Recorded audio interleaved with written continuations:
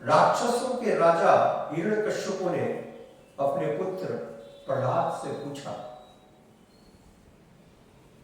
तुम्हारे भगवान कहां पर है? क्या वो इस खंबे में छुपे हुए हैं?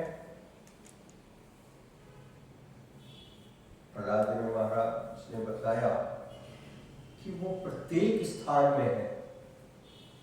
ऐसा कोई स्थान नहीं है जहां वो नहीं है। इस सारी सृष्टि में ऐसा कोई स्थान नहीं है जहां पर वो नहीं है। हिरण्यकश्यप ने फिर से अपने प्रश्न को दोहराया। इन व्यर्थ की बातों में समय खराब मत करो, बतलाओ क्या इसमें है? प्रहलाद महाराज ने कहा, इसमें भी है। और तब उस महाशक्तिशाली हिरण्यकश्यप ने उस खंबे पर अपनी तलवार से प्रहार किया।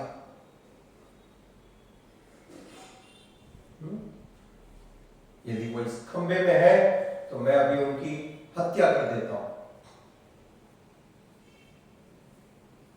और परिणाम आपको मालूम है, उस खंबे में से भगवान श्री नरसिंह स्वामी प्रकट हुए। ठीक है? और उन्होंने हिरण्यकश्यप के शरीर को उस प्रकार से विदीर्ण कर दिया जिस प्रकार से नाखून के बीच में एक मच्छर, मॉस्किटो। इसलिए बताया गया भगवान की सर्वशक्तिमत्ता, भगवान का प्रभुत्व कैसे मालूम पड़ता है कि भगवान प्रत्येक स्थान में व्याप्त है। भगवान परमात्मा के रूप में प्रत्येक जीवात्मा के हृदय में निवास करते हैं। प्रत्येक जीवात्मा के हृदय में, साथ ही साथ वे प्रत्येक अणु और परमाणु के अंदर भी निवास करते हैं। Every atom and molecule. कहां पर? प्रत्येक अणु और परमाणु। अंडांतरस्थ परमाणु चयांतरस्थ, ब्रह्मा जी कहते हैं। देखिए, ये आज का भौतिक विज्ञान कुछ वर्षों पहले जान पाया कि परमाणु और अणु होते हैं, और ये पद्म पुराण में हजारों वर्ष पहले लिखा हुआ है, अंडांतरस्थ परमाणु चयांतरस्थम। अणु और परमाणु की बात हजारों वर्ष पहले लिखी हुई है। तो आपका विज्ञान ज्यादा प्रगतिशील है या वो विज्ञान ज्यादा प्रगतिशील है? तो भगवान प्रत्येक जीवात्मा के हृदय में है, प्रत्येक अणु के अंदर में है, प्रत्येक परमाणु के अंदर है, प्रत्येक उस इलेक्ट्रॉन और प्रोटॉन के अंदर भी है। यानी ऐसी कोई जगह नहीं है जहां पर वे भगवान व्याप्त नहीं है। ये तो यामी ततो नरसिंह। इस प्रकार से भगवान सर्वशक्ति संपन्न है और प्रत्येक स्थान में उपस्थित है सदैव। अपनी विभिन्न शक्तियों के द्वारा, और ऐसा करते हुए वे अपने निज स्वरूप में गोलोक में निवास करते हैं।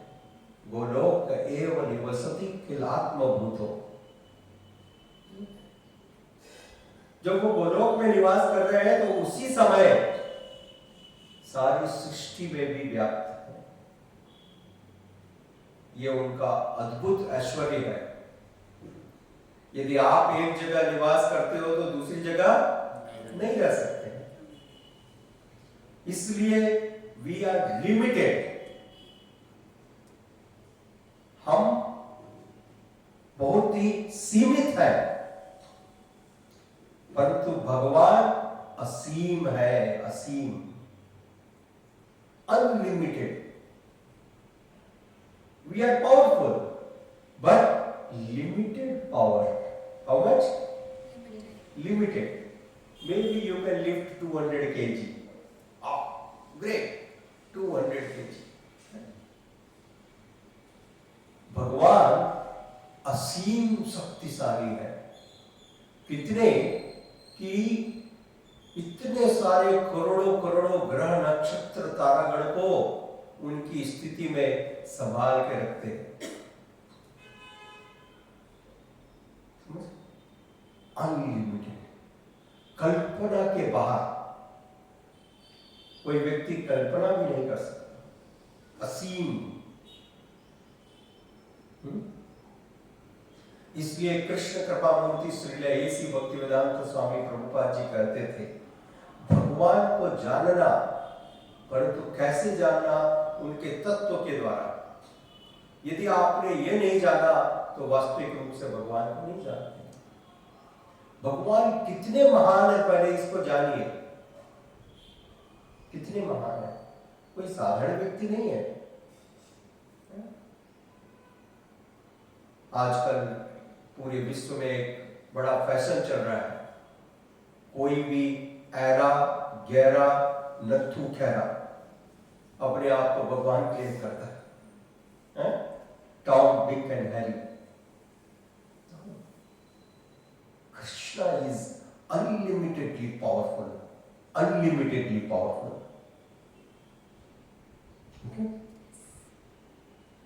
भगवान में सभी प्रकार के जो गुण है असीम मात्रा में है। भीष्म पितामह इस सत्य को जानते हैं,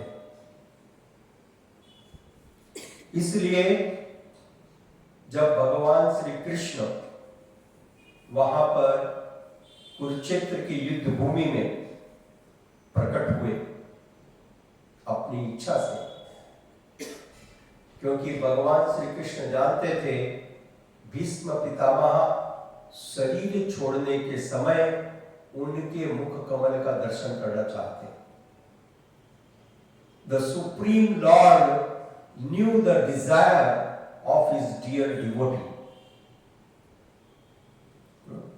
भक्तों के हृदय की सारी इच्छाओं को जानते हैं, इसलिए भगवान श्री कृष्ण वहां पर उपस्थित हुए। वो अपनी स्वेच्छा से, स्व इच्छा, ओन डिजायर, भगवान पर कोई बंधन नहीं होता, no binding, you can not force him. उनके ऊपर एक ही बंधन काम करता है, वह है भक्तों के प्रेम का बंधन। वह है प्रबल प्रेम के पाले पड़कर प्रभु को नियम बदलते देखा।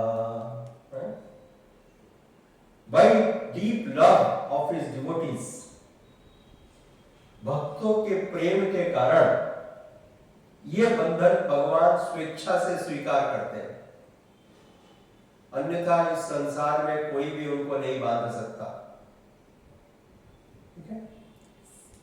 कोई भी उनको बांध नहीं सकता, परंतु वो भगवान अपने भक्तों के प्रेम के कारण, स्नेह के कारण स्वयं उनके हृदय में बंध जाते हैं। बंदी हो जाते हैं, कैदी। कहां पर? हृदय में, भक्तों के हृदय में। इसलिए महान वैष्णव आचार्य ने कहा, तुम्हारा हृदय सदा गोविंद विश्राम, गोविंद कहे न वैष्णव मोर प्राण। भगवान का एड्रेस खोजना है, भगवान का पता मालूम करना है तो बड़ा सरल है। भक्तों के हृदय में, वेरी इजी एड्रेस। भगवान को खोजना चाहते हैं तो कहां पर खोजिए? भक्तों के हृदय, तुरंत मिल जाएंगे। और दूसरी जगह परिश्रम करोगे तो कोई लाभ नहीं होगा। गोविंद कहे न वैष्णव मोर प्राण, भगवान ने कहा वैष्णव ही मेरे प्राण है। वे अपने हृदय में प्रेम पूर्वक मुझे बांध के रखते हैं। Bye their love and devotion, उनका प्रेम, उनकी भक्ति, उनकी श्रद्धा। इसलिए भीष्म पितामह भगवान का स्वागत करते हैं, भगवान के दर्शन करके मंद मंद मुस्कुरा रहे हैं। सोचिए, यह है सबसे बड़ा एनेस्थीसिया। इतनी विपरीत परिस्थिति में जब सब कुछ फेल हो गया, इतने सारे वाण शरीर में लगे हुए, क्या कोई व्यक्ति मुस्कुरा सकता है? नहीं। परंतु भीष्म पितामह मुस्कुरा रहे, क्योंकि ये जो शरीर में इतना सारा दर्द है, इतना सारा दुख है, कष्ट है, वो सारा कष्ट भगवान के दर्शनों के सुख से समाप्त हो गया तुरंत। राइट? तुरंत समाप्त हो गया। नो मोर, नो मोर। इसलिए एक चीज को याद रखिए, संसार के कष्ट रहेंगे, संसार के दुख रहेंगे, परंतु ये संसार के दुख, ये संसार के कष्ट भगवत भक्ति के आनंद के सामने नगण्य है, इनसिग्निफिकेंट। ये संसार के दुख, ये संसार के कष्ट, ये संसार की यातना, यदि आप भगवत भक्ति के आनंद में डूबे हुए हो तो आपको प्रभावित नहीं कर सकती। इसका प्रमाण है भीष्म पितामह। इतने सारे वाण उनके शरीर में पूरी तरह से बिंधे हुए, इतने सारे वाण अनगिनत, और वो मृत्यु के सैया पर लेटे हुए, और उसके बावजूद वो मुस्कुरा रहे।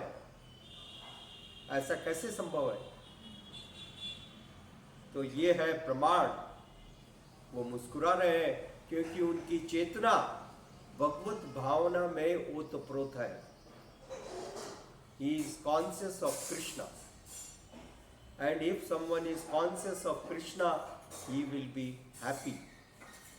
इसलिए कृष्ण कृपा मूर्ति श्रील एसी भक्तिवेदांत स्वामी प्रभुपाद जी, हमारे इस्कॉन के संस्थापक आचार्य, उन्होंने एक स्लोगन दिया, एक सूत्र दिया, वो है चांट एंड बी हैप्पी। वो है भगवान के नामों का जप करो और सदैव प्रसन्न रहो। आप खुशी चाहते हो, आप सुख चाहते हो, तो सुख को प्राप्त करने का ये सबसे सरल और प्रमाणिक रास्ता है।